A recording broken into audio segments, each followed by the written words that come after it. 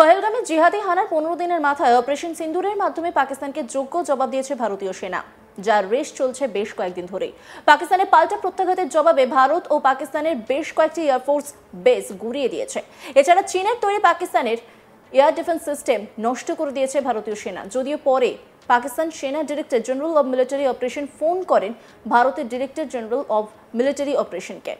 পাকিস্তানের তরফে যুদ্ধবিরতির প্রস্তাব দেওয়া হয় ভারতকে। বিষয়টি বিবেচনা করে যুদ্ধবিরতি নিয়ে সমঝোতার পথেই হাঁটে ভারতও। ইতিমধ্যে দেশের প্রধানমন্ত্রী নরেন্দ্র মোদী ও প্রতিরক্ষা মন্ত্রী রাজনাথ সিং দেশের আদমপুর ও শ্রীনগর এয়ারবেসে গিয়ে সেনা কর্মীদের সঙ্গে মিলিত হয়েছেন, তাদের মনোবল বাড়িয়েছেন। শনিবার 17 মে সকালে নিউ টাউনের ইকো পার্কে প্রাতঃভ্রমণে আসেন প্রাক্তন সাংসদ তথা বিজেপি নেতা দিলীপ ঘোষ। তিনি বলেন, মোদী আগেই বলেছেন ঘরে ঢুকে মারবো, সেনা তো আরো এগিয়ে আছে, বলছে বাথরুমে ঢুকে মারবো, কারণ ওরা ভয়ে বাথরুমে লুকিয়ে পড়ে। ভারতের এটাই এখন মুড। যারা সমালোচনা করত তারা ভাবতেই পারেনি ভারত এই কদিনে কি কি করেছে। পাকিস্তানের মুখ বন্ধ, তাদের মদতদাতাদের মুখ বন্ধ, যুদ্ধের ফায়দা যারা নিত তাদেরও মুখ বন্ধ। কি বলছেন দিলীপ ঘোষ, শোনাবো। প্রধানমন্ত্রীও আগে ঘোষণা করে দিয়েছেন পহেলগাঁও ঘটনা নিয়ে যে যোগ্য জবাব হবে, ঘরে ঢুকে মারবো আমরা। এখন আমাদের সেনারা তো আরো এগিয়ে গেছেন, এক্সপার্টরা বলছেন যে ঘরে নয় বাথরুমে ঢুকে মারবো, কারণ ভিতরে বাথরুমের মধ্যে ঢুকে যায়। তো ভারতবর্ষে এটা হচ্ছে মুড এখন, আর এটা বলা নয়। যা করেছেন যারা সমালোচনা করতো বা পুরনো ভাবধারায় আছে তারা বুঝতেও পারেনি যে ভারত কি করেছে। এখন ভারত কি করেছে দুদিনে সেটা সারা দুনিয়া বুঝতে পারছে। পাকিস্তানের তো মুখ বন্ধ, তাদের যারা হাওয়া দিত, আর্থিক সাহায্য করতো, অস্ত্র তাদের মুখ বন্ধ, এবং যারা যুদ্ধের লাভ নিত দুনিয়াতে যুদ্ধ হয় তাদেরও মুখ বন্ধ। তারা বুঝতে পেরেছে কি মারটা দিয়েছে, এবং আজকের ভারত কি এই ঘটনা থেকে সারা দুনিয়া বুঝে গেছে। সরকারি কর্মচারীদের পক্ষে সুপ্রিম কোর্টের ডিএ রায় নিয়ে দিলীপ ঘোষ বলেন, এটা প্রথম নয়, আগেও কোর্ট বহুবার বলেছে সরকার মানেনি, বলছে টাকা নেই। যে সরকার তার সন্তানদের ভরণ পোষণ করতে পারে না তাদের কি ক্ষমতায় থাকা সাজে? আইন আদালত মানে না, নিজের পক্ষে রায় গেলে সেটা রায়, বিপক্ষে গেলে সেটা রায় মানেন না, সেই রায়কে মানতে চান না। এখন মানুষকে ভাবতে হবে আলাদা আলাদা আন্দোলন হবে নাকি সরকারকে পাল্টে নিজের অধিকার বুঝে নেবেন। বিকাশ ভবন নিয়ে পুলিশের পাল্টা দাবি নিয়ে দিলীপ ঘোষ বলেন, সুপ্রতিম বাবু যা বলছেন হয়তো কিছুটা ঠিক। এই সহিংস আন্দোলন রাজ্যে নতুন নয়, কিন্তু ওরা যেদিন প্রথম শান্তিপূর্ণ আন্দোলন করেছিলেন সেদিন প্রথম কে লাথি মেরেছিল, কে লাঠিপেটা করেছিল, শিক্ষকদের লাথি মারা হলো কেন, পায়ে হাত দিয়ে প্রণামের বদলে লাথি মারা হচ্ছে। যুগ পাল্টে গেছে, পুলিশের এই কুযুক্তি চলবে না। এসপার ওসপার করো, কোর্টে গিয়ে সরকারের বলা উচিত এই 18,000 যোগ্য, আমরা এদের চাকরি দিতে চাই। পারবেন উনি? স্বেচ্ছাচারী সরকার। বিজেপির সঙ্গে বহু জায়গায় এই জিনিস হয়েছে, আন্দোলনে আমরা মার খেয়েছি, আবার আমাদের বিরুদ্ধে মামলা হয়েছে। এইভাবে যদি আটকে রাখা যেত তাহলে তো দেশ কোথাও সরকার পরিবর্তন হতো না দেশে। বিকাশ ভবনে সব্যসাচী দত্ত গেছিলেন কেন, এর জবাবে দিলীপ ঘোষ বলেন, আমার জানা নেই, তবে ওনার অভিব্যক্তিও বোঝা গেছিল কিছুটা। সাংবাদিকদের সঙ্গে কথা বলার সময় ওনার যা ভাষা ছিল, হতে পারে উনি ওখানকার কাউন্সিলর, তাই বলে যা ইচ্ছা করবেন। আন্দোলনকারীদের একটা সেন্টিমেন্ট আছে, তাদের উস্কে দেওয়া কি দরকার? খবরে থাকার জন্য অহেতুক এই বিতর্ক উনি তৈরি করেছেন। কি বলেছেন দিলীপ ঘোষ, শোনাব আপনাদের। এর আগেও আদালত বলেছে দিয়ে দিতে হবে, আর এ সরকার মানেনি, একই যুক্তি দিয়েছে যে আমাদের কাছে পয়সা নেই তাহলে সরকার চালাতে পারবো না। যে সরকার তার কর্মচারীদের অধিকার রক্ষা করতে পারে না, সন্তানদের ভরণ পোষণ করতে পারে না, সে সরকারের কি ক্ষমতায় থাকার অধিকার আছে?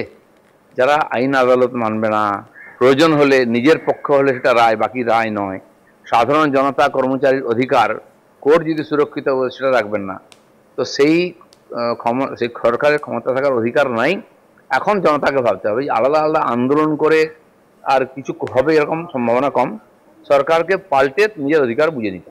সুপ্রতিম সরকার কালকে বলেছেন যে সেদিনকে বিকাশ ভবনের সামনে পুলিশ 7 ঘন্টা ধৈর্য ধরেছিল, তার অনেকগুলো ভিডিও ক্লিপিং তারা পেশ করেছেন, যেখানে দেখা যাচ্ছে পুলিশ কর্মীকেও চাকরিহারারা পাল্টা মার দিচ্ছেন, তিনি মাথা ঘুরে পড়ে যাচ্ছেন, অজ্ঞান হয়ে যাচ্ছেন। কিন্তু সুপ্রতিমবাবু যেটা বলছেন হয়তো কিছু ঠিক আছে, আর এই ধরনের আন্দোলন পশ্চিমবাংলায় প্রথমবার নয়। সহিংস আন্দোলন কমিউনিস্টরাও করতো, মমতা ব্যানার্জি করেছেন, এখন তার বিরুদ্ধে হচ্ছে, তার পরিণাম হচ্ছে পুলিশ তার কাজ করবে, সমালোচনা হবে। কিন্তু যেদিন প্রথম বিক্ষোভ দেখান এই চাকরিহারারা বিভিন্ন জায়গায় ডিআই অফিসে বা এতে, সেদিনের চিত্রটা মনে করুন, কে লাথি মেরেছিল, কে লাঠি পেটা করে, তখন তো সহিংস আন্দোলন হয়নি।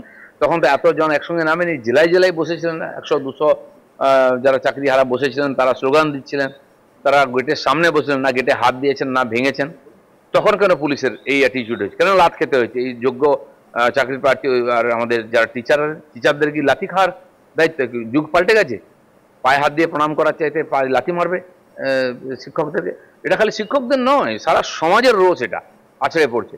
সেই জন্য তারা যেটা যুক্তি দেখাচ্ছেন, এই কুযুক্তি চলবে না।